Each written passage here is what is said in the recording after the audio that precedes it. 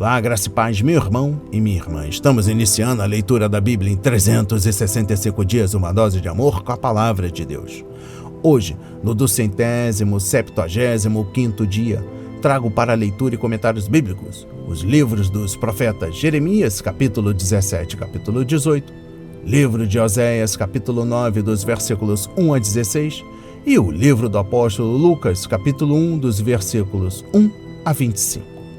Neste momento, você precisa estar de posse de um bloco de anotação, caneta ou lápis. A Bíblia, tão importante quanto a sua leitura diariamente, nos aproxima de Deus, fortalecendo assim a nossa fé e a esperança. Enquanto você prepara o nosso kit de fé, trago uma mensagem rápida.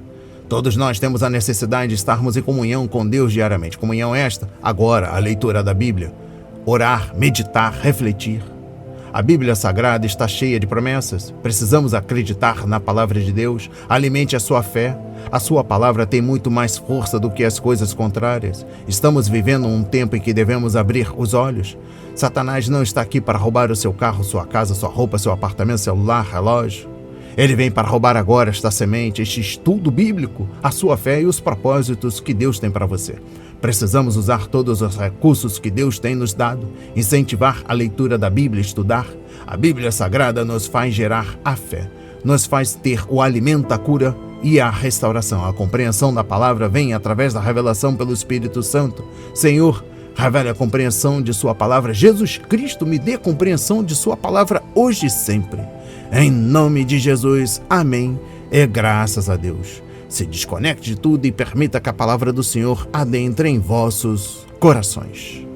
Vamos para a leitura no livro do profeta Jeremias, dos capítulos 17 e 18. O pecado engana e destrói. O pecado de Judá está escrito com um ponteiro de ferro e com ponta de diamante, gravado na tábua do seu coração e nas pontas dos seus altares. Os seus filhos se lembram dos seus altares e dos postes da deusa Azerá, junto às árvores frondosas, sobre as colinas elevadas e nos montes do campo. Darei os seus bens e todos os seus tesouros como despojo, e farei o mesmo com os seus lugares altos por causa do pecado em todos os seus territórios. Você terá de abandonar a herança que lhe dei. Farei com que você sirva os seus inimigos numa terra que você não conhece, porque o fogo que você acendeu na minha ira queimará para sempre. Pensamentos de sabedoria. Assim diz o Senhor: maldito aquele que confia no ser humano, que faz da carne mortal o seu braço e cujo coração se desvia do Senhor, porque ele será como um arbusto solitário no deserto e não verá quando vier o bem. Pelo contrário, morará nos lugares secos do deserto, na terra salgada e inabitável. Bendito aquele que confia no Senhor e cuja esperança é o Senhor, porque ele é como a árvore plantada junto às águas, que estende as suas raízes para o ribeiro e não receia quando vem o calor, porque as suas folhas permanecem verdes. E no ano da seca não se perturba, nem deixa de dar fruto. Enganoso é o coração mais do que todas as coisas, e desesperadamente corrupto, quem poderá entendê-lo? Eu, o Senhor, sondo o coração, eu provo os pensamentos para dar a cada um segundo os seus caminhos, segundo o fruto das suas ações. Como a perdiz que choca ovos que não pôs, assim é aquele que ajunta riquezas desonestamente. No meio da vida ficará sem elas, e no seu fim passará por tolo. Um trono de glória enaltecido desde o princípio é o lugar do nosso santuário. Ó Senhor, esperança de Israel, todos aqueles que te abandonam serão envergonhados. O nome dos que se afastam de ti será escrito no chão, porque abandonam o Senhor, a fonte das águas vivas. Quarto lamento de Jeremias. Cura-me, Senhor, e serei curado. Salva-me e serei salvo, porque tu és o meu louvor. Eis que eles me dizem: Onde está a palavra do Senhor? Que se cumpra. Mas eu não me recusei a ser pastor, seguindo-te. Também não desejei o dia da aflição, tu o sabes.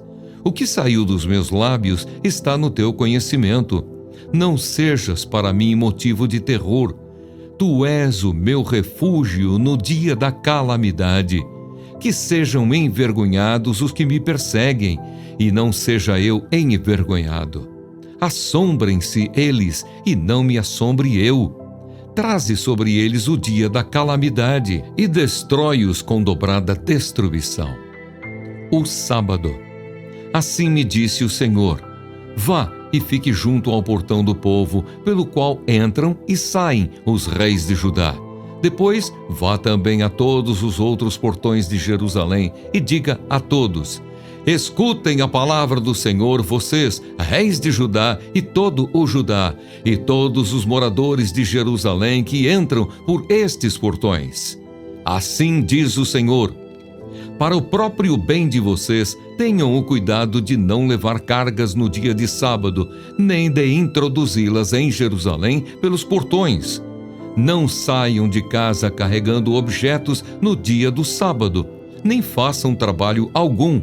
Pelo contrário, santifiquem o dia de sábado, como ordenei aos seus pais.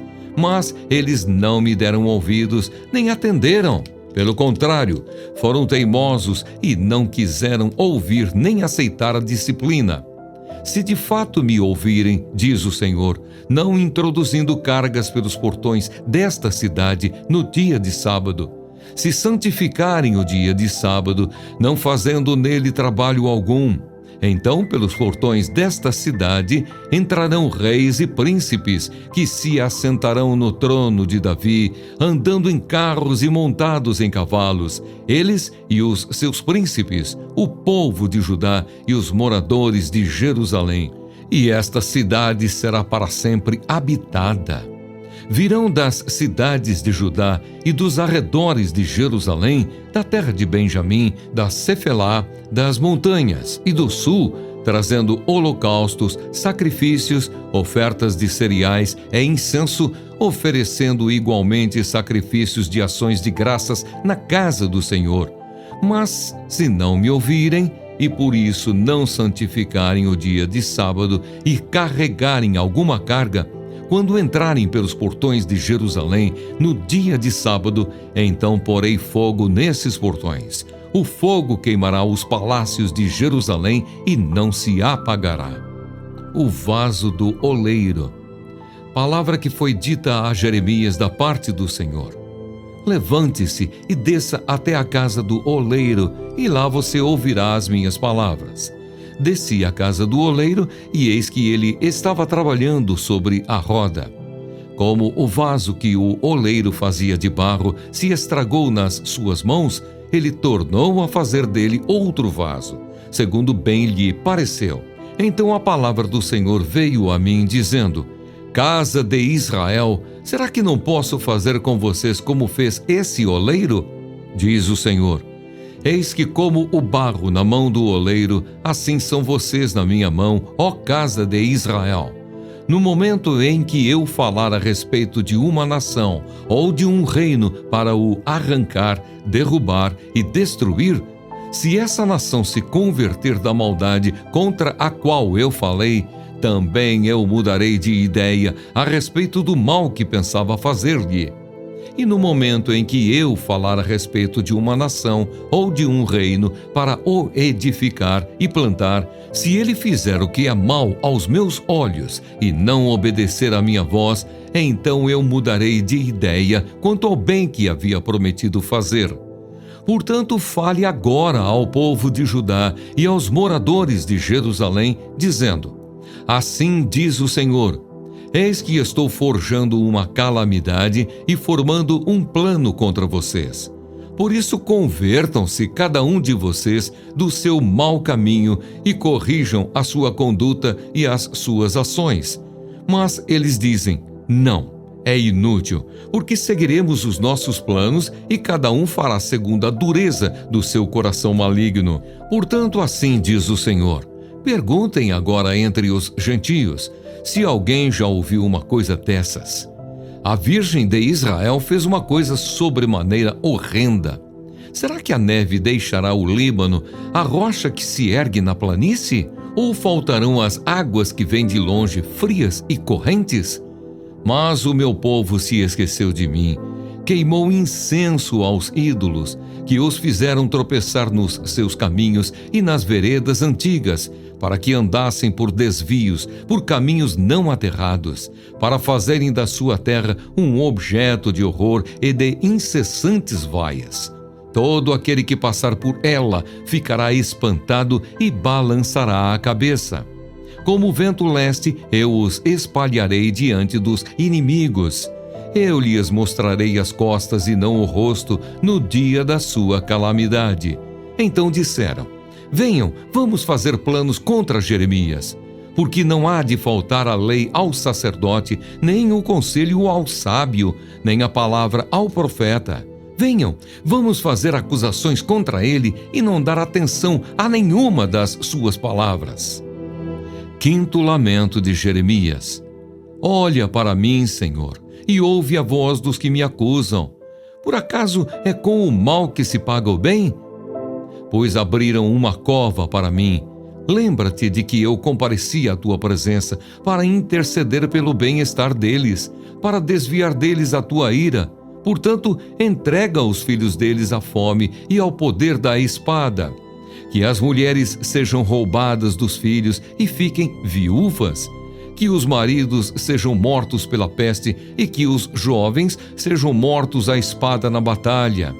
Ouça-se o clamor que vem de suas casas quando trouxeres bandos contra eles de repente, porque abriram uma cova para prender-me e puseram armadilhas para os meus pés.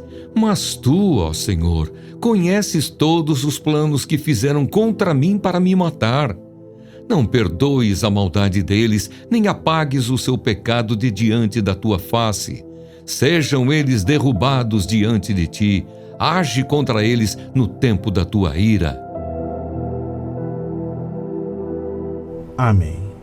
Compreendendo o livro do profeta Jeremias, capítulo 17, exposição bíblica dos versículos 1 a 4. Em vez de dar sua devoção e obediência ao Deus vivo e verdadeiro, que os havia abençoado, os judeus adoraram os ídolos das nações à sua volta e deram a esses falsos deuses um lugar mais importante do que o Senhor. Eles construíram altares para vários deuses nos lugares altos, nos montes, e instalaram símbolos obscenos da deusa Azerá. Isso contaminou a terra, a rica herança do Senhor, e por causa da idolatria a herança lhes seria roubada. Eles iriam perder tudo, e por culpa deles mesmos. Compreendendo o versículo 2, a demonstração final do apóstolo João aos cristãos em sua primeira epístola foi: filhinhos, guardem-se dos ídolos, conforme 1 João capítulo 5, versículo 21. Os falsos deuses eram abundantes naqueles dias, conforme 1 Coríntios capítulo 8, versículos 1 a 5. Mas nosso mundo tem muitos falsos deuses, como dinheiro, possessões, fama, sucesso, poder, prazer, realização e muitos outros. Qualquer coisa que amemos mais do que ao Deus vivo e verdadeiro, o Deus e Pai de nosso Senhor Jesus Cristo, e em que confiemos mais, é um ídolo que deve ser tirado de nosso coração. Exposição bíblica dos versículos 5 a 10. Os líderes de Judá estavam propensos a confiar em seus aliados políticos e apoiar-se no braço humano, em vez de depender do poder de Deus. Para enfatizar a diferença, Jeremias contrastou um arbusto no deserto com uma árvore frutífera junto às águas, conforme Salmos 1, versículos 3 e 4. A incredulidade torna a vida um deserto ressequido. Por outro lado, a fé a torna um pomar frutífero. Logo, o exército babilônico invadiria o reino de Judá e a terra de leite e mel se tornaria como um terreno baldio. Compreendendo o versículo 9, o centro de todo o problema está no coração, e o coração humano é enganoso. Jacó, no hebraico, é incurável. Deus sonda a mente e o coração e sabe exatamente como recompensar cada pessoa. Se quisermos saber como é nosso coração, precisamos ler a palavra e permitir que o Espírito nos ensine. O coração dos líderes judeus havia se afastado do Senhor e de sua verdade.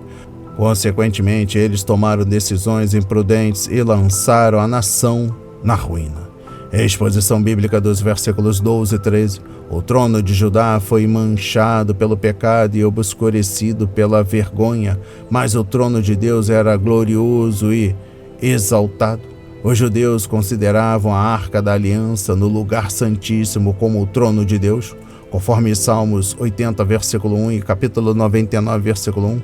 Mas, mesmo que o templo fosse destruído, o trono celestial de Deus permaneceria para sempre, conforme Isaías 6, versículo 1.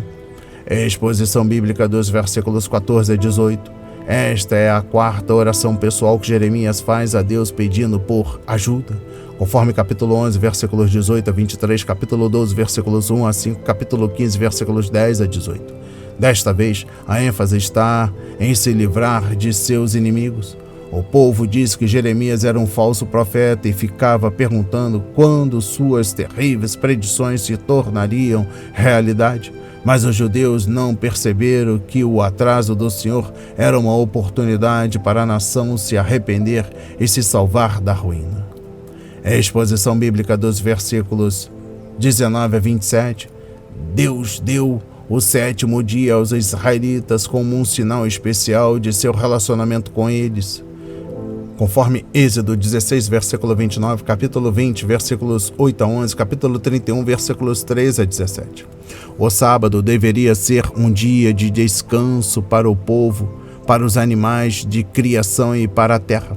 As pessoas, entretanto, ignoravam repetidamente a lei e tratavam o sábado como um dia qualquer. O pecado deles era evidente, seu coração estava devotado ao ganho material, não ao Senhor. Deus não queria uma obediência mecânica à lei sabática, mas uma submissão que viesse do coração, por amor e temor a Ele. Se isso ocorresse, os judeus obedeceriam à lei divina em sua plenitude e o Senhor poderia abençoar o povo, seus reis e sua cidade. Compreendendo o versículo 19, Jeremias pregava seus sermões fiéis e corajosamente ao povo. Ele elevava súplicas ao Senhor e derramava sua tristeza sobre os pecados da nação e, ainda assim, as pessoas apenas endureciam o coração e, teimosamente, resistiam à verdade de Deus. Em uma época de indiferença e indecisão, Jeremias estava sobrecarregado e determinado, e Deus o honrou. Humanamente falando, seu ministério profético foi um fracasso. No entanto, sob a perspectiva divina, foi um grande sucesso. Precisamos hoje de homens e mulheres com o calibre de Jeremias, servindo a igreja e a nação. Há um preço a ser pago, mas também há uma coroa para ganhar. Aleluia! Compreendendo o capítulo 18. Esses eventos provavelmente ocorreram durante o reinado de Jeoaquim, o rei que queimou o rolo profético de Jeremias, conforme capítulo 36, versículos 21 a 22. Diferente de seu pai, o rei Josias, Jeoaquim não tinha amor nem pelo Senhor, nem pelo profeta. Ele não estava nem um pouco interessado no que Jeremias tinha a dizer sobre assuntos políticos ou espirituais. Exposição bíblica dos versículos 1 a 17, mais de 30 palavras. No vocabulário hebraico se relacionam diretamente com olaria, porque a fabricação de objetos de barro era uma grande indústria no Oriente Médio naqueles dias. Sem dúvida, Jeremias passou muitas vezes na casa do oleiro. Dessa vez, entretanto, Deus tinha uma mensagem especial para ele. Depois que o profeta a pregasse, seria colocado na prisão. Quando seguimos o Senhor, nunca sabemos o que vem a seguir, mas precisamos confiar a Ele nosso futuro. Compreendendo o versículo 4, o oleiro se sentava diante de duas rodas de pedras paralelas, que se uniam por um eixo. Ele girava a roda de baixo com os pés e trabalhava o barro sobre a roda superior, conforme ambas giravam. Enquanto Jeremias observava, ele viu que o barro saiu do controle do artesão. arruinando o vaso que estava sendo feito. Mas o oleiro pacientemente amassou o barro e fez outro vaso. Exposição bíblica dos versículos 5 a 10. Assim como o oleiro tem poder sobre o barro, Deus possui autoridade total sobre as nações. Isso não significa que o Senhor, ainda que seja soberano, haja de modo irresponsável e arbitrário no que faz. As ações do Senhor sempre são compatíveis com a sua natureza, que é santa, justa, sábia e amorosa. Deus não precisa que homem algum lhe dê conselho, nem temos o direito de criticar o que ele faz. Compreendendo o versículo 6, com certeza a relação entre soberania divina e a responsabilidade humana é um mistério, mas não precisamos explicar a vontade de Deus antes de obedecer-lhe. Nós vivemos pelos preceitos e promessas divinos, não por elucubrações teológicas. Ademais, o Senhor não tem a obrigação de nos explicar coisa alguma. Exposição bíblica dos versículos 11 a 17. Nações são feitas de indivíduos que têm a capacidade de receber ou rejeitar a palavra de Deus. Sim, os seres humanos são feitos do pó, conforme Gênesis 2, versículo 7. E vivem em um corpo frágil, conforme Jó 4, versículo 19, capítulo 10, versículo 9, 2 de Coríntios, capítulo 4, versículo 7. Diferente do barro na roda do oleiro, entretanto, nós temos a capacidade de resistir. O Senhor usa muitas diferentes mãos para moldarmos, pais, irmãos, professores, pastores, autores, e nós podemos lutar contra eles, mas, se o fizermos, estaremos nos opondo a Deus. Compreendendo o versículo 14, ao rejeitar seu Deus e escolher ídolos sem valor, os judeus estavam agindo de modo contrário a tudo o que é racional. O Senhor as havia feito para si mesmo, e elas não poderiam ter sucesso separadas dele. Os pássaros obedecem ao que Deus lhe diz, conforme capítulo 8, versículo 7. Nem as nações pagãs abandonam seus deuses, mesmo sendo eles falsos. A água da natureza obedece às certas leis, mas às alturas se torna gelo. Em níveis mais baixos, flui nos rios. O povo de Deus, no entanto, agia de modo ilógico. Queria desfrutar das bênçãos de Deus, mas não queria obedecer às leis do Senhor, que rege as bênçãos. Se a natureza agisse assim, onde estaríamos?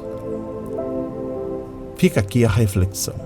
Compreendendo o versículo 15, como o paciente oleiro, Deus está disposto a nos moldar novamente, mesmo depois de resistirmos a Ele e de trazermos danos a nós mesmos. Nenhuma falha em nossa vida precisa ser fatal e definitiva, embora certamente soframos por nossos pecados. Deus deu um novo começo a Abraão, Moisés, Davi, Jonas e Pedro após terem falhado. E Ele pode fazer o mesmo conosco. A exposição bíblica dos versículos 19 a 23, pela quinta vez Jeremias expressa ao Senhor sua dor, frequentemente chamada de lamento, em relação à sua situação e ao seu ministério.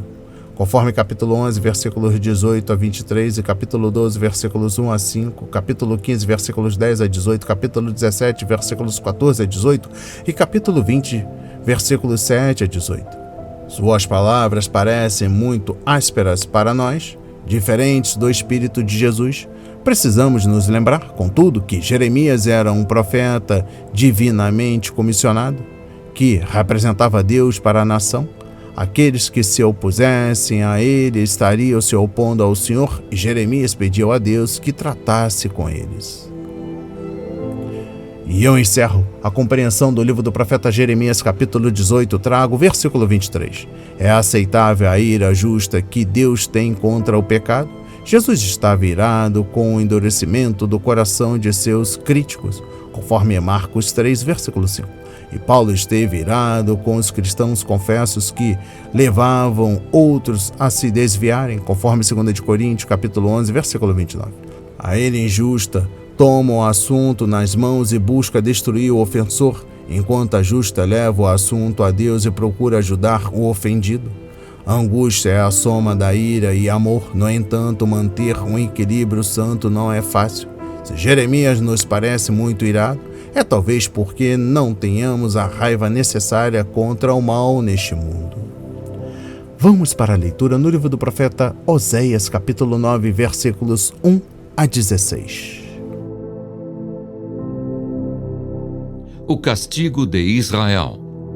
Não se alegre, Israel, nem exulte como os outros povos, porque você se prostituiu, abandonando o seu Deus. Você gostou de receber o pagamento de prostituta em todas as eiras de cereais. A ira e o lagar não os alimentarão, e o vinho novo lhes faltará. Não permanecerão na terra do Senhor. Efraim voltará para o Egito, e na Assíria comerão comida impura. Não oferecerão libações de vinho ao Senhor, nem os seus sacrifícios lhes serão agradáveis. O pão que comerem será como pão de pranteadores, e todos os que dele comerem ficarão impuros. Esse pão será exclusivamente para eles, não entrará na casa do Senhor. O que vocês farão no dia da solenidade e no dia da festa do Senhor? Porque eis que eles fugiram por causa da destruição.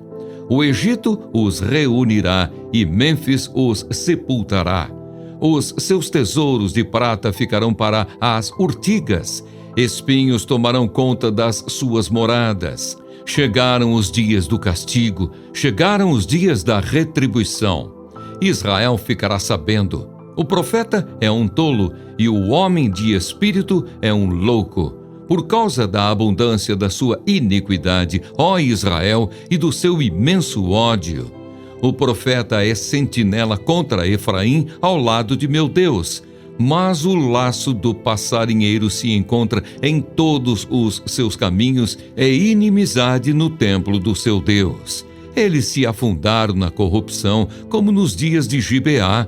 O Senhor se lembrará das suas injustiças e castigará os pecados que eles cometeram. Encontrei Israel como uvas no deserto, vi os pais de vocês como as primícias da figueira nova, mas eles foram para Baal-Peor, consagraram-se à vergonhosa idolatria e se tornaram tão abomináveis como aquilo que amaram.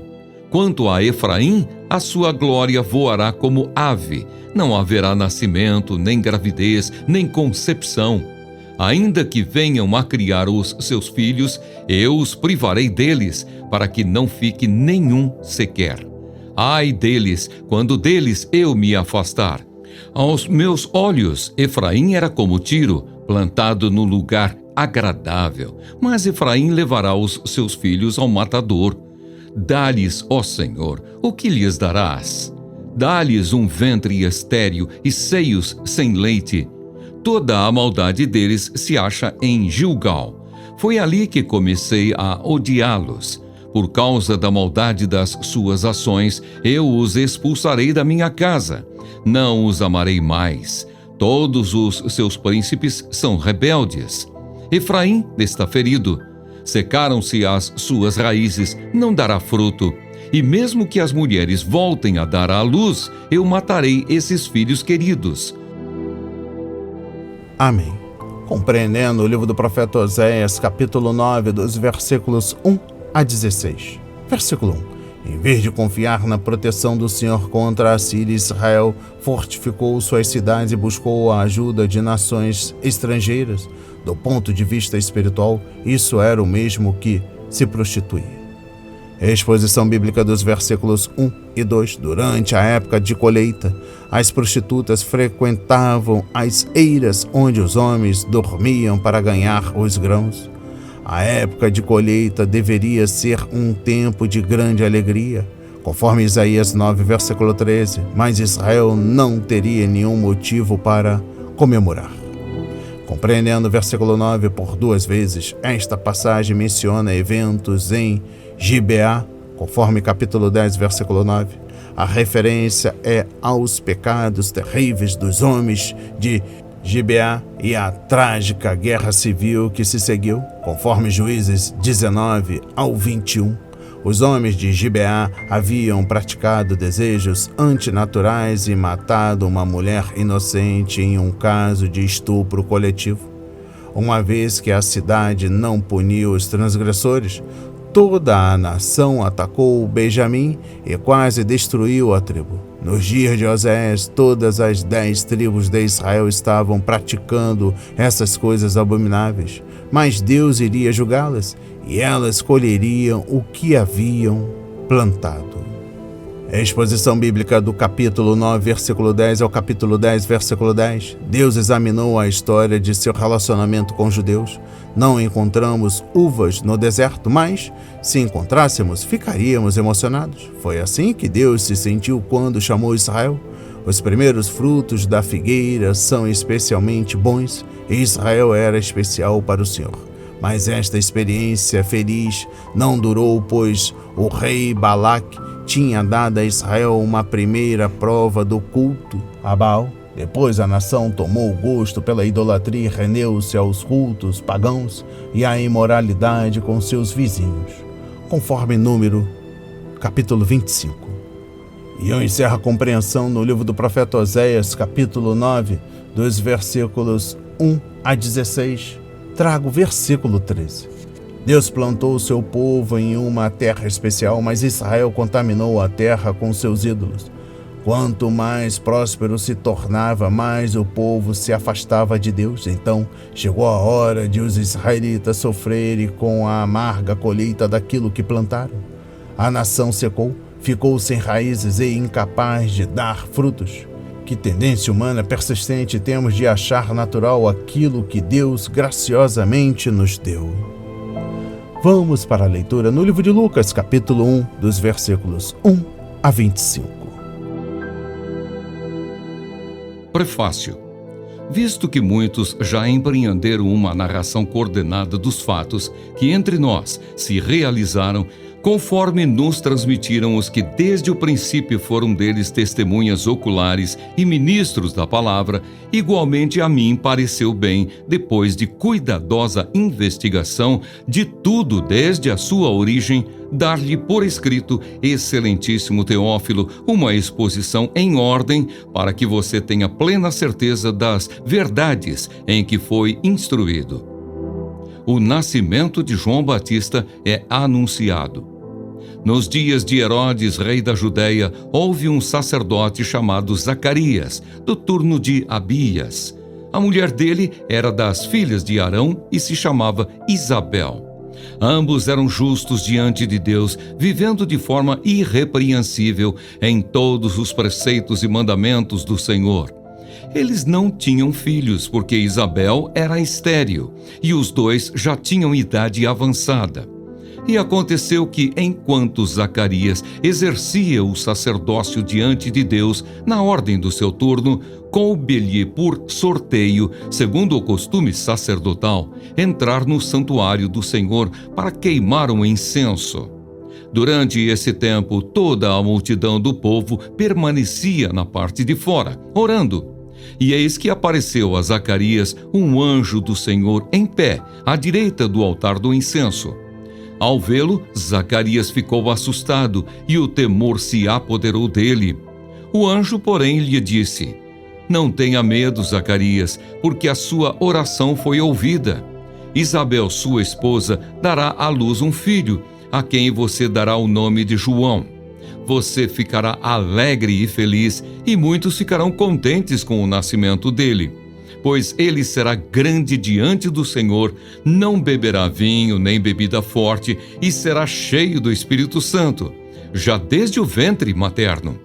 Ele converterá muitos dos filhos de Israel ao Senhor, seu Deus, e irá adiante do Senhor no espírito e poder de Elias, para converter o coração dos pais aos filhos, converter os desobedientes à prudência dos justos, e habilitar para o Senhor um povo preparado. Então Zacarias perguntou ao anjo: Como terei certeza disso? Pois eu sou velho e a minha mulher também já tem idade avançada. O anjo respondeu: Eu sou Gabriel, que estou a serviço de Deus e fui enviado para falar com você e lhe trazer esta boa notícia. Todavia você ficará mudo e não poderá falar até o dia em que estas coisas vierem a acontecer, porque você não acreditou nas minhas palavras, as quais, no devido tempo, se cumprirão. O povo estava esperando Zacarias e admirava-se com a demora dele no santuário. Quando Zacarias saiu, não lhes podia falar. Então entenderam que ele havia tido uma visão no santuário, e expressava-se por sinais e permanecia mudo. Aconteceu que, terminados os dias do seu ministério, Zacarias voltou para casa.